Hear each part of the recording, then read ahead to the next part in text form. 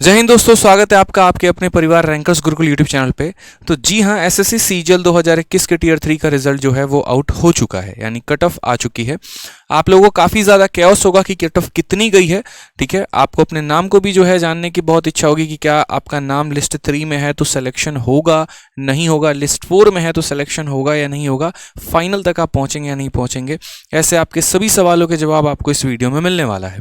तो अभी जो है एसएससी सीजीएल 2021 के टीयर 3 यानी यहाँ पर स्किल टेस्ट और डॉक्यूमेंट वेरिफिकेशन का लिस्ट पूरा का पूरा आया है। इसके जो मार्क्स हैं, मेंस के जो मार्क्स थे वो 15/10/2022 को ऑलरेडी पहले आ गए थे। ठीक है, तो एक बार इनके पूरे नोटिस को हम अच्छे तरीके से समझते हैं कि इन्होंने क्या क्या कहा है नोटिस में। सबसे पहली बात यहाँ पर कि उन्हीं बच्चों का सिलेक्शन होता है जो मिनिमम इन कैटेगरी से इतना परसेंट लेकर आते हैं। यानी सेलेक्ट होने के लिए आपको यूआर में कम से कम 100 में 30 नंबर लेकर आना होगा, ओबीसी में 25% नंबर लेकर आना होगा और बाकी लोगों को यहाँ पर 20% तक नंबर मिनिमम लेकर आना होता है ताकि आप यहाँ कट ऑफ क्वालिफाई कर पाते हैं। हालांकि कट ऑफ तो कुछ और जाती है, इसकी तो कोई महत्व नहीं होती, लेकिन फिर भी हमारा यहाँ दिया गया है तो हमने सोचा बता दें हम आपको। नेक्स्ट बात करते हैं तो यहाँ पर कितने लिस्ट हमारे हैं। तो पिछली बार या पहले हमारे 4 लिस्ट होते थे। एक AA का होता था, जीएसओ का होता था, लिस्ट 3 में आपका सीपीटी और लिस्ट 4 में डीएसटी। लेकिन अब आपके टोटल 5 लिस्ट आए हैं।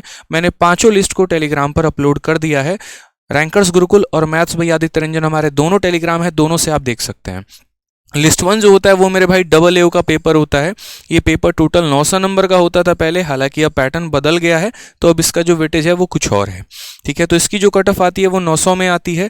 जूनियर स्टैटिकल ऑफिसर यानी जेएसओ का भी कट ऑफ आपका 900 नंबर का जाता है। 700 के बाकी नॉर्मल पेपर्स होते हैं, 200 का इनका अपना एक पेपर होता है। लिस्ट 3 इस बार स्टैटिकल इन्विजिलेटर ग्रेड 2 यानी ये हमारा एक नया पोस्ट ऐड हुआ, इसी वजह से इस बार आपका लिस्ट 3 भी एक पोस्ट है जिसकी अलग से पूरी की पूरी कट ऑफ आई है। लिस्ट 4 वो होता है जिनमें सीपीटी की आवश्यकता होती है और लिस्ट 5 वो होता है जिसमें आपका डीएसटी यानी बाकी जो रिमेनिंग पोस्ट हो गए उनकी आवश्यकता होती है।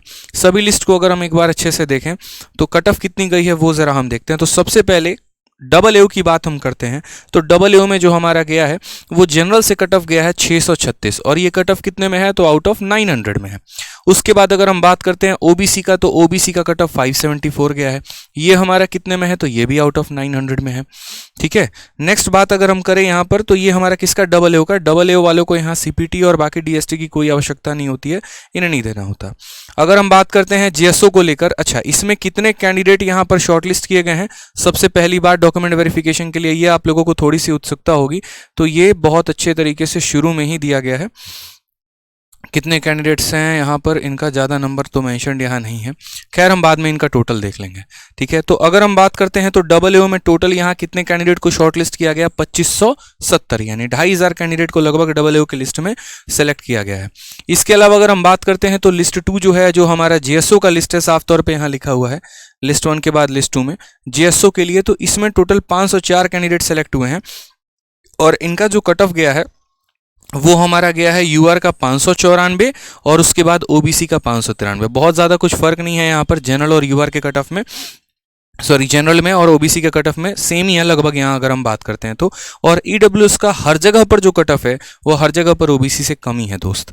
ठीक है, इसके अलावा अब हम बात करते हैं यहाँ पर लिस्ट नंबर 3 को, तो लिस्ट नंबर 3 जो है इस बार नया है, स्टैटिकल इन्विजिलेटर पोस्ट जो नया ऐड हुआ था उसकी कट ऑफ है ये। इसकी कट ऑफ काफ़ी कम गई है। यूआर की बात करते हैं तो 453 है और ओबीसी की बात करते हैं तो 317 है और इसमें भी लगभग 2500 के करीब में कैंडिडेट को इन्होंने शॉर्टलिस्ट किया हुआ है, 2448 कैंडिडेट को।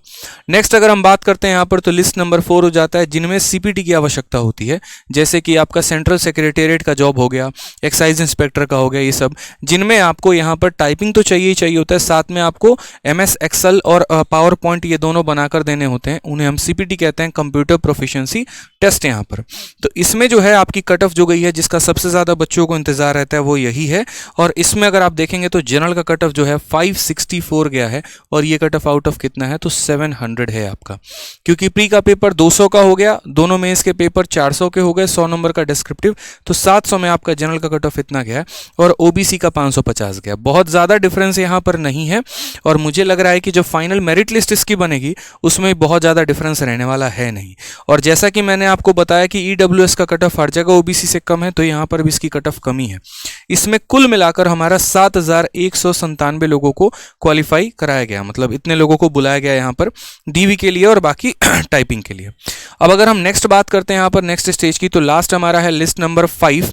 ये हमारा है उन लोगों का जिसमें डीएसटी की आवश्यकता होती है या बाकी पोस्ट जिनमें रिमेनिंग में आवश्यकता नहीं होती है।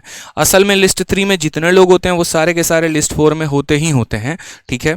अगर हम लिस्ट 4 की बात यहाँ करते हैं तो लिस्ट 4 में हमारा जो जनरल का कट ऑफ है वो हमारा कितना है 540 और ओबीसी की कट ऑफ 504 है। यहाँ थोड़ा सा अच्छा खासा गैप देखने को मिला है जनरल और ओबीसी के कट ऑफ में, और ईडब्ल्यूएस का कट ऑफ यहाँ पर 1 नंबर थोड़ा सा ज़्यादा है।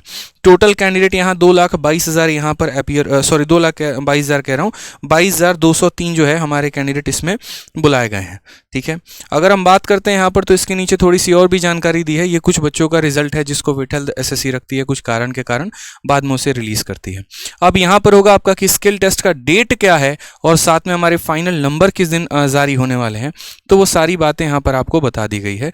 The skill test of shortlisted candidate will be held from 4 January to 5 January. 4 जनवरी से 5 जनवरी को आपका ये स्किल टेस्ट होने वाला है और उसके बाद the schedule for conduct of document verification will be available in due course on the respective website.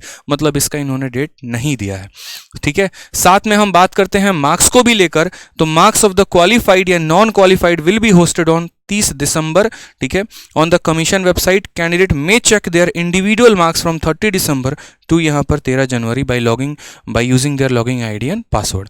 यानी आपका जो मार्क्स है वो आपका 30 दिसंबर को आ जाएगा और बाकी जो है आपका किस दिन तारीख को स्किल टेस्ट है 4 से 5 को, तो प्रिपेयर हो जाइए, ठीक है। इतनी जानकारी आज के वीडियो में थी।